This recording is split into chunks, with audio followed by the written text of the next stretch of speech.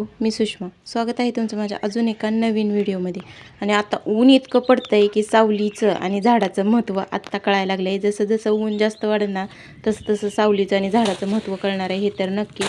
तर ना मला काही कामं करायची होती, त्यामध्ये होतं हे पहिलं तर दळण.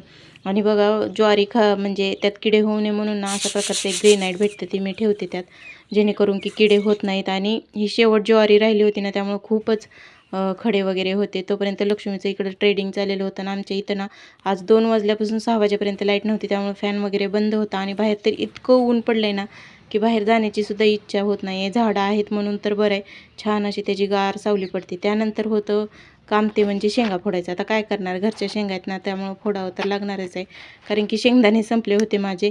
मग काय लाईट पण नव्हती, बोर होत होतं, तर म्हणलं चला आता शेंगाच फोडून घेऊ. सगळी कामं करत मला संध्याकाळ झाली. आणि बघा संध्याकाळी आमच्याकडे आज अंडा करीचा बेत होता, त्यासाठी अंडी उकडू घातली. आणि सगळं जेवण झाल्यावरच मी तुम्हाला ताट होता आजचा बेत. व्हिडिओ कसा वाटला नक्की सांगा. बाय.